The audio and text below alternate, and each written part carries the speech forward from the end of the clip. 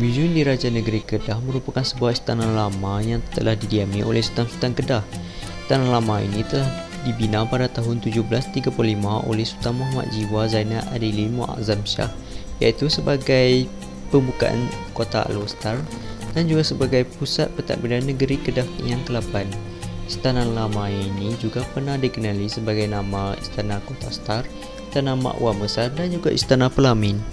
Dari segi seni binanya pula, istana ini mempunyai keunikannya yang tersendiri, iaitu istana ini telah dibina menghadap kiblat dan juga mempunyai 5 buah pintu masuk, iaitu 3 buah pintu masuk di hadapan dan 2 buah pintu masuk di belakang.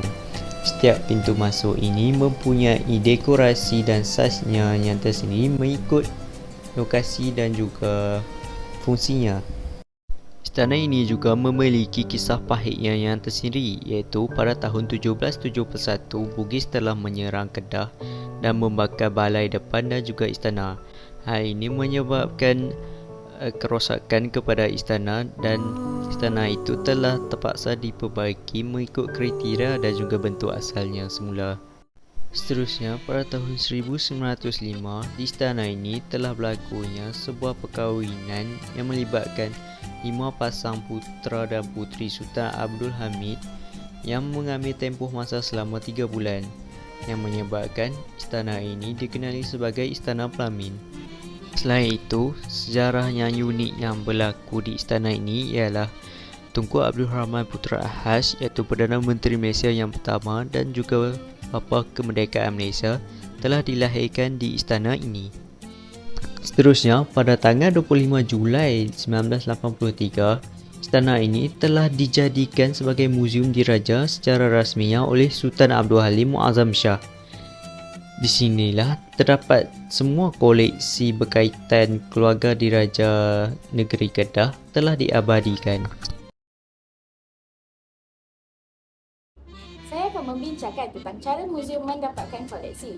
Dalam memperoleh koleksi, perancangan strategi mesti dilakukan oleh pihak muzium agar pengumpulan koleksi adalah berdasarkan kepentingan peranan muzium, iaitu muzium sebagai muzium exist to tell story, not to collect object. Perolehan koleksi terdapat dalam pelbagai cara atau kaedah, antaranya ialah pembelian, hadiah, pinjaman dan sumber-sumber lain. Proses pembelian adalah proses yang biasa dengan muzium dan merupakan proses yang sangat berkesan dalam mendapatkan koleksi. Pembelian mempunyai proses dan prosedur yang telah ditetapkan oleh jabatan. Aliran proses tersebut dapat dilihat dalam Carta 1. Ia bermula dengan arahan kerja dan mengenal pasti tawaran artifak sehingga kelulusan kewangan dari kerajaan. Artifak yang dikenal pasti belum tentu boleh dibeli. Hal ini kerana setiap koleksi dibeli haruslah dinilai dari segi kepentingan yang terlebih dahulu. Seterusnya ialah pemberian hadiah. Pemberian dari segi hadiah atau derma juga merupakan salah satu punca perolehan koleksi. Pemberian secara hadiah atau derma adalah terdiri daripada hadiah dari seorang persendirian, hadiah dari pembekal antik, hadiah dari organisasi awam atau swasta, dari masyarakat kurang pengetahuan dan kesedaran mengenai warisan. Proses perolehan secara hadiah bukan merupakan satu proses yang mudah kerana ia melibatkan dasar dan prosedur yang tertentu. Proses tersebut boleh dilihat seperti mana Carta 2. Ia bermula dengan tawaran daripada mana-mana individu atau pihak dan berakhir dengan penerimaan atau artifak tersebut dipulangkan kembali. Proses ketiga ialah arkeologi. Proses arkeologi ini jarang dilakukan dan jika dilakukan adalah menerusi arahan daripada Jabatan Warisan Negara. Pencarian jari gali ini jika dilakukan di tanah persendirian, pastinya pihak muzium yang akan disaman. Namun, jika dilakukan di tanah yang tidak bertuan, secara automatik harta tersebut menjadi milik kerajaan. Proses yang terakhir ialah proses pinjaman. Proses ini merupakan salah satu cara muzium mendapatkan koleksi. Proses ini biasanya dilakukan antara muzium dengan muzium atau muzium dengan Jabatan Warisan Negara.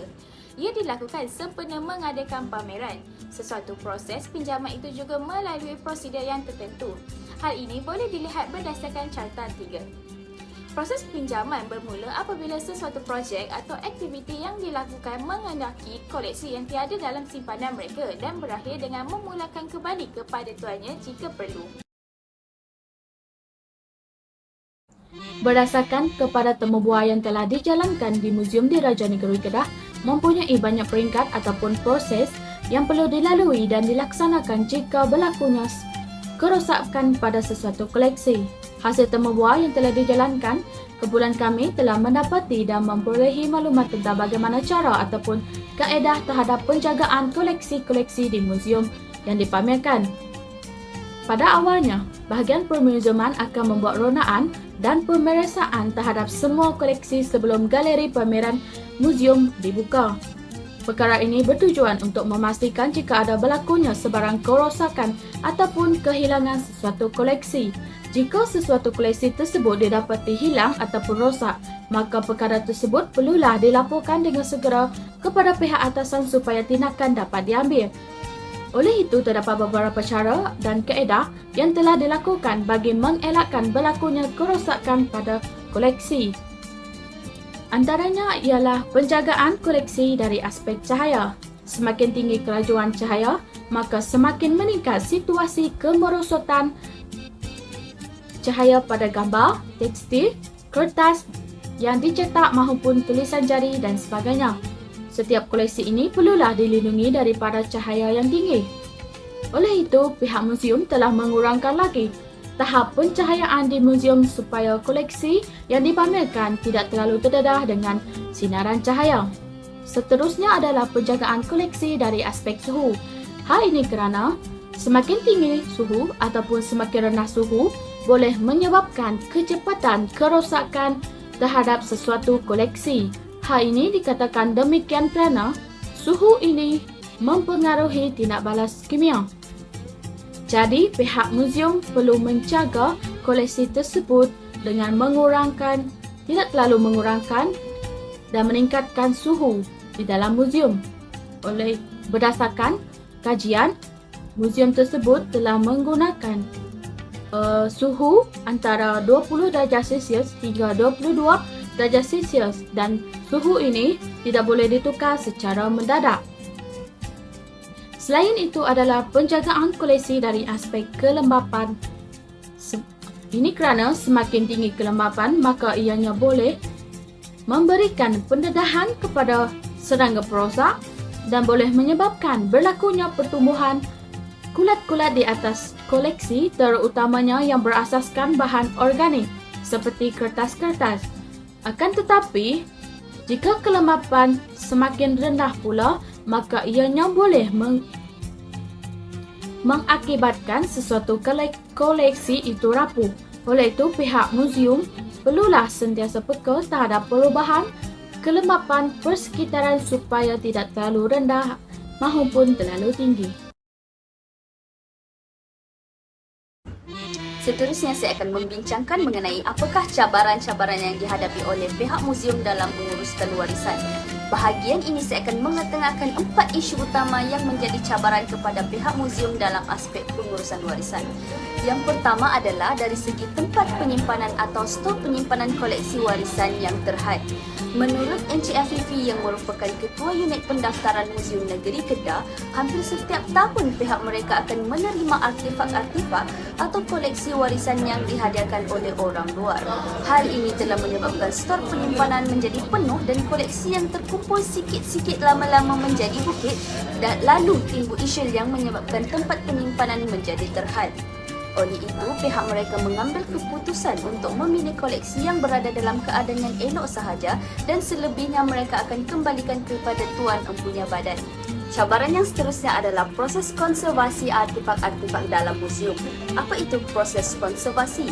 Secara ringkasnya, konservasi ialah satu proses pemeliharaan atau penjagaan sesuatu secara tersusun mengatasi sebarang kerosakan atau ancaman. Dalam erti kata lain, proses konservasi merupakan satu proses yang meliputi segala kegiatan atau aktiviti pemeliharaan sesuai dengan situasi atau kondisi setempat. Hasil temubual yang didapati daripada Puan Rahimah yang merupakan Ketua Unit Konservasi Muzium Diraja, unit konservasi akan melakukan pemeriksaan koleksi di Muzium Diraja sebanyak 2 hingga 3 kali sebulan. Hal ini bertujuan untuk memerhatikan sebarang koleksi yang memerlukan pemulihan atau pembersihan. Tambahan pula, antara koleksi yang agak mencabar untuk dibaik pulih adalah seperti tekstil, bahan ukiran dan manuskrip. Hal ini dikatakan demikian kerana koleksi tersebut berasal daripada bahan yang mudah rosak. Walaupun koleksi tersebut telah diletakkan di dalam kaca, namun ancaman semula jadi seperti serangga perosak, kelembapan suhu dan pencahayaan adalah faktor yang mendorong kepada kerosakan sesebuah koleksi. Kekurangan tenaga mahir juga antara cabaran masa kini yang dihadapi oleh pihak Muzium Diraja. Dalam melaksanakan proses konservasi artifak di muzium bukanlah suatu proses yang mudah. Menguruskan koleksi yang banyak sudah pasti memerlukan tenaga pekerja dan tenaga mahir yang ramai bagi memudahkan pihak muzium menjalankan proses pameran dan penyimpanan di muzium. Proses konservasi terutamanya memerlukan tenaga yang berkemahiran dalam bidang membaik pulih koleksi-koleksi yang rosak. Proses membaik pulih ini bukanlah satu proses yang mudah kerana ia memerlukan teknik-teknik yang tertentu untuk membaik pulih koleksi warisan yang telah rosak agar nilai sejarah dan keaslian koleksi sentiasa terpelihara. Cabaran yang seterusnya adalah isu bencana alam dan pandemik. Isu bencana alam merupakan satu fenomena yang tidak dapat dikawal. Menurut kenyataan Ketua Unit Pendaftaran Koleksi, sebelum ini telah berlaku banjir dan menyebabkan kerosakan kepada sesetengah koleksi yang telah disimpan dalam stor penyimpanan. Namun setakat ini tiada lagi koleksi yang tidak dapat diselamatkan. Hal ini kerana kebanyakan koleksi yang diperolehi adalah daripada bahan-bahan tahan lama dan tidak mudah lupus, seperti tembaga atau logam. Seterusnya berkaitan dengan isu pandemik. Norma baharu ini telah mengheret sektor permuziuman dalam kaedah mereka menguruskan muzium. Semasa pandemik melanda, rata-rata sektor pelancongan di Malaysia ditutup bagi mengelakkan penularan wabak COVID-19. Tidak ketinggalan juga Muzium Diraja turut berhenti seketika dalam beroperasi bagi menekan penularan wabak ini serta mematuhi SOP yang telah ditetapkan oleh Kementerian Kesihatan Malaysia. Walau bagaimanapun, pihak muzium tetap turun padang untuk memeriksa keadaan atau kondisi koleksi-koleksi pameran yang terdapat dalam muzium bagi mengelakkan sebarang kerosakan berlaku. Namun begitu, sebarang koleksi yang rosak atau memerlukan proses konservasi, pihak muzium terpaksa menanggung kerja-kerja konservasi akibat kekurangan tenaga pekerja dalam waktu pandemik. Kesan yang pertama ialah lambakan artifak dan dokumen warisan. Masalah stor penyimpanan yang terhad di Muzium Diraja Kedah sudah pasti memberi kesan yang buruk. Antaranya ialah berlaku lambakan bahan artifak dan dokumen warisan. Lambakan ini disebabkan tiada ruang bagi menampung peningkatan bahan artifak dan dokumen warisan di stor muzium. Hal ini mengakibatkan terdapat artifak atau dokumen yang terbiar dan dibuang untuk mengurangkan jumlah penyimpanan. Yang kedua ialah kerja-kerja pemuziuman bergerak perlahan. Kesan paling jelas di muzium yang terlihat ialah kerja-kerja pemuziuman dan konservasi bergerak dengan perlahan. Hal ini disebabkan kekurangan pekerja dan tenaga mahir. Pekerja atau kaki tangan sangat penting bagi menggerakkan sesuatu pekerjaan dengan pantas dan cekap. Namun jika kekurangan kaki tangan akan mengakibatkan tugasan menjadi perlahan kerana tugasan yang diberikan memerlukan kepada pekerja yang ramai hingga membuatkan pekerja dari unit lain perlu membantu melengkapkan tugasan bagi satu unit. Situasi ini sangat mengganggu pekerja dari unit lain untuk menumpukan kepada bidang unit mereka. Yang ketiga ialah kerenah kerja, pemeliharaan dan konservasi. Kerenah kerja menjadi masalah biasa yang sering dihadapi di mana-mana agensi sama ada kerajaan atau swasta. Dalam kerja-kerja konservasi di Muzium Diraja Kedah juga menghadapi masalah ini di mana proses atau urusan kerja mengambil masa yang sangat lama kerana terpaksa melalui berbagai-bagai kebenaran serta kelulusan. Jika unit konservasi ingin menjalankan sebarang proses pemulihan atau pembersihan kepada artifak, pihak mereka wajib berhubung dengan unit pendaftaran terlebih dahulu agar unit pendaftaran dapat merekodkan keberadaan sesuatu artifak yang ingin dibaik pulih. Yang keempat ialah kawasan penyimpanan terjejas. Kesan lain dari masalah yang timbul ialah kawasan penyimpanan atau bilik kebal terjejas akibat bencana banjir. Banjir adalah perkara sinonim dalam masyarakat kita kerana ia sering berlaku sekitar kita. Kawasan stor penyimpanan atau bilik kebal lazimnya ditempatkan di kawasan bawah kerana kedudukan yang strategik bagi menyimpan barang. Hal ini juga memberi resiko yang tinggi jika berlakunya bencana banjir di muzium. Banjir di muzium bukanlah sesuatu yang baru, malah Muzium Negeri Kedah pernah mengalami bencana banjir. Saya akan membentangkan langkah yang dapat digunakan bagi mengatasi cabaran-cabaran yang dikemukakan sebentar tadi. Antaranya ialah penggunaan rak mudah alih. Penggunaan rak mudah alih berketumpatan tinggi yang membolehkan rak tersebut dipindahkan dari bilik ke bilik yang lain mengikut keperluannya. Rak ini berfungsi dengan sempurna untuk koleksi bersaiz besar, sederhana, kecil dan sangat mudah digerakkan. Ciri utama rak berketumpatan tinggi ini ialah ruang menegaknya. Rak ini menjimatkan sekurang-kurangnya 50% ruang dan sekaligus menyumbang terus kepada pengurangan kos berkaitan storan dan mewujudkan ruang baharu di dalam kemudahan sedia ada. Seterusnya ialah menyediakan kursus kemahiran kepada bakal graduan dan pekerja sedia ada di muzium. Pihak muzium juga perlulah menyediakan kursus untuk melatih pekerja yang sedia ada bagi mengasah pengetahuan dan kemahiran mereka. Daripada melatih mereka untuk mencapai keuntungan jangka pendek, lebih baik melatih mereka untuk fokus dalam meningkatkan kemahiran diri dan bergerak secara aktif dalam mencari dan menggunakan peluang yang tersedia untuk mereka dalam bidang ini. Ini dapat membantu mereka membuktikan kebolehan mereka dan akhirnya meningkatkan produktiviti dalam tempat kerja iaitu muzium itu sendiri. Akhir sekali adalah melakukan persediaan awal. Bagi menyediakan persediaan awal jika berlakunya bencana alam seperti banjir, pihak muzium perlulah sentiasa peka dengan amaran banjir di sekitar kawasan muzium, lebih-lebih lagi apabila berlakunya musim tengkujuh yang berlaku setiap tahun di Malaysia. Barang-barang sejarah yang mudah rosak akibat air perlulah dipindahkan ke stor yang tinggi atau tempat yang tidak berisiko menghadapi banjir. Sekian saja daripada saya. Sekian, terima kasih.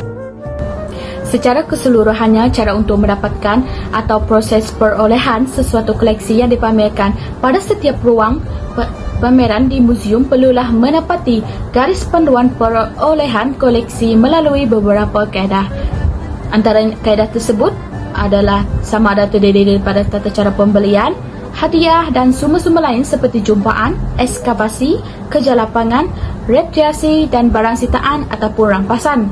Begitu juga yang berlaku terhadap cara pengurusan koleksi-koleksi di muzium yang mempunyai garis panduan pemeliharaan dan pemeliharaan. Ini bertujuan supaya tabik urus kerja-kerja yang berkaitan dengan pemeliharaan dan pemeliharaan koleksi, penyeragaman prosedur, penyimpanan, peragaan serta dapat menyediakan persekitaran ruang yang kondusif dan selamat. Akan tetapi, dalam tempoh perolehan dan cara pengurusan dalam mencari dan menjaga koleksi ini tidak dapatlah dielakkan. Perkara ini sekaligus memberi kesan kepada pengurusan di sesebuah muzium. Oleh itu, terdapat pelbagai cara dan langkah yang telah dilakukan untuk mengatasi masalah itu berlaku. Seperti yang diketahui bahawa muzium ini amatlah penting dan perlu dijaga kerana ianya menyimpan pelbagai aset dan khazanah serta warisan negara yang perlu dipelihara.